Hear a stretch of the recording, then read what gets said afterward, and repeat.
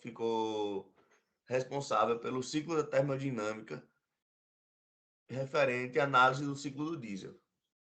Eu vou falar um pouco agora sobre quem foi Rudolf Diesel. Rudolf Diesel foi um engenheiro mecânico franco-alemão, inventor do motor a diesel, que é um meio mecânico para explorar a reação química originada da mistura do óleo com oxigênio presente no ar. Em 1893, patenteou sua invenção ao mostrar ao mundo o primeiro automóvel movido a diesel. Antes da sua morte, pretendia apresentar às autoridades a possibilidade do uso do motor a diesel em locomotivas navais, o que acabaria se tornando uma realidade pouco tempo depois. Para explicar o funcionamento do motor a diesel, é preciso conhecer algumas características termodinâmicas referentes à teoria de máquinas térmicas, mais concretamente aos ciclos térmicos. O ciclo diesel, em teoria, simplesmente representa o funcionamento do motor com o mesmo nome.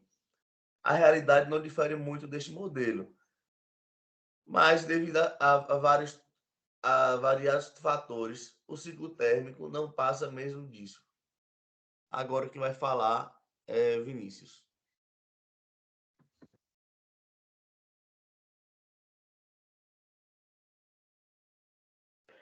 Pronto, tranquilo. E olha, bota nos gráficos abaixo, nos 3 últimos gráficos. Isso, show de bola. O seguinte, o ciclo do diesel, ele é dividido em 4 etapas, certo? E cada etapa se tem uma pressão diferente, um volume diferente, uma temperatura diferente. Então, assim, na primeira etapa, o que ocorre? Ocorre uma compressão isoentrópica, ao qual o ar e o combustível, ele sofrem uma compressão. Com essa compressão, se tem uma diminuição do volume, como pode perceber, do A ao B diminui o volume. Com isso, aumentando a pressão, o que ocorre no A e no B no gráfico abaixo.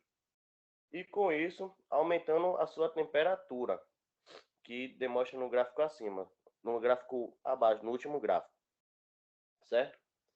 E depois vem um processo de combustão isohídrica, o qual se tem a acrescentação de calor, aumentando a energia.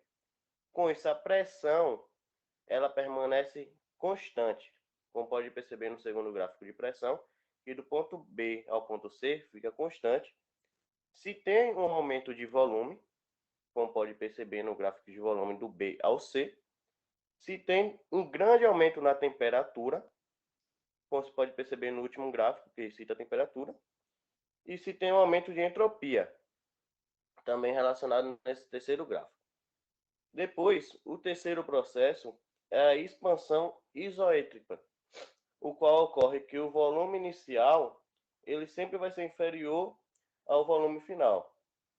Com isso, se tem um aumento de volume, como pode perceber, do ponto C ao ponto D, se tem uma diminuição de pressão, no segundo gráfico mostrando, e uma diminuição de temperatura. E a última etapa é a rejeição isovolumétrica, que é a rejeição de calor.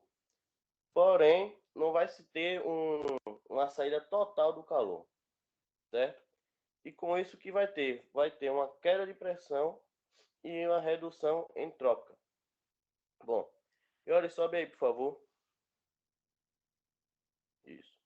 Aí são alguns dados. Essa fórmula aí é a questão do rendimento.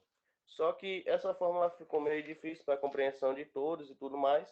Aí no slide eu coloquei uma fórmula melhor e vou explicar para vocês. Bom, cada etapa ela se tem uma determinada fórmula, como pode ver aí. Da etapa 1 à segunda, da segunda à terceira, da terceira à quarta e da quarta à primeira, que vai voltar esse ciclo. Então é o seguinte, para a gente calcular, tanto faz a temperatura, com a pressão, como o volume, se necessita da utilização dessas fórmulas.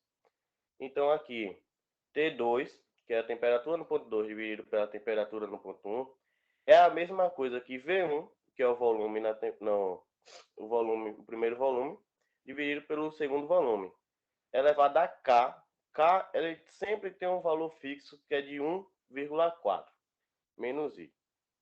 E aqui demonstra a questão da pressão e tudo mais. Nessa fórmula acontece isso porque é um processo reversível. Tanto nessa parte 1 a 2, quanto na parte 3 a 4, é um processo reversível. Por isso é determinada fórmula. Bom, a equação de rendimento é essa que está N é igual a 1 menos QF, que é o calor eliminado no processo de 4 a 1, dividido por QQ, que é o calor inserido, que é no processo 2 a 3. Nessa fórmula de baixo, como podemos perceber, se a gente analisar as fórmulas em si, dá para perceber que a fórmula de cima é a fórmula de 4,1, como está demonstrando, e a fórmula de baixo é a fórmula do processo 2 a 3. Foi passando. Bom, o seguinte, agora eu vou dar uma explicação na forma mecânica do motor. O que ocorre dentro do motor nesse determinado processo.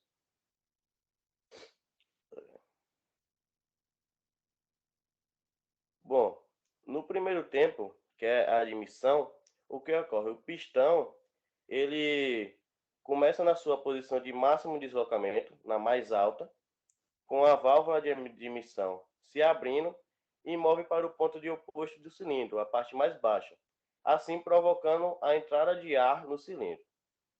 Na segunda parte, a compressão, e com a válvula de admissão se fechando, o pistão se desloca ou sobe comprimindo o ar do cilindro, aumentando sua pressão e a sua temperatura. Então, quanto mais comprimir o ar, vai ocorrer essa questão de aumento de pressão e de temperatura e diminuição do volume, como expliquei anteriormente. Depois, no terceiro ponto, é a parte da expansão, que com o bico injetor, lubrificando o óleo diesel no interior do cilindro, este se inflama com o calor do ar comprimido, empurrando o pistão para o lado oposto para baixo. Esse processo ele também é denominado de autocombustão, por ocorrer sem a presença de centelha.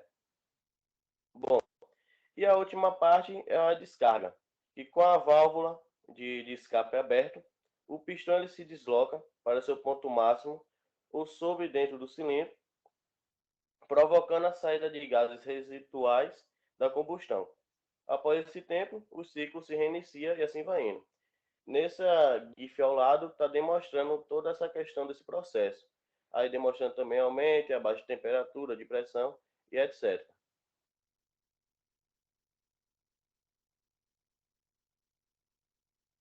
Bom, bom dia a todos.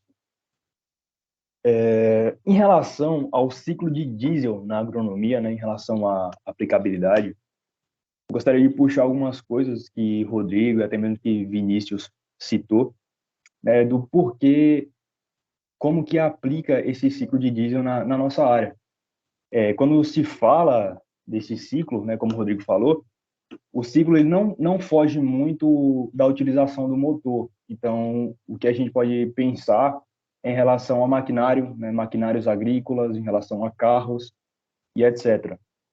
Então, a imensa maioria dos tratores agrícolas, eles acabam por utilizar esse motor do ciclo de diesel, principalmente aqui no Brasil. Porém, é bastante comum você encontrar lá fora, né, outros tratores que utilizam o ciclo de Otto, combustíveis a gás e etc. Mas aí, o porquê que esse ciclo, né, porquê que esse motor, ele é tão utilizado na nossa área?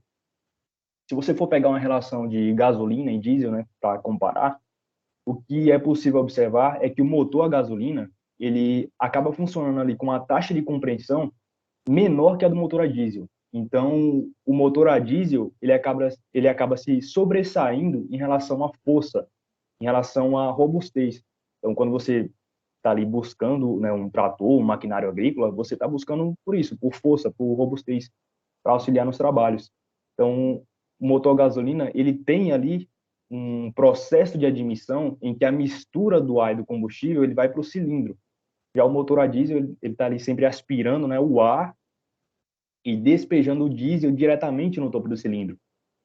Então, você observa que a ignição dos motores é completamente diferente. E, por exemplo, assim, o motor a diesel, ele ocorre a combustão, né, como o Vinícius citou, quando o combustível é injetado, ele acaba sendo inflamado imediatamente ali pelas elevadas temperaturas. Então, o ar ele é fortemente comprimido ali na câmara de combustão e gera uma força maior. Eu trouxe esses dados aqui, né, por último, só para realmente salientar essa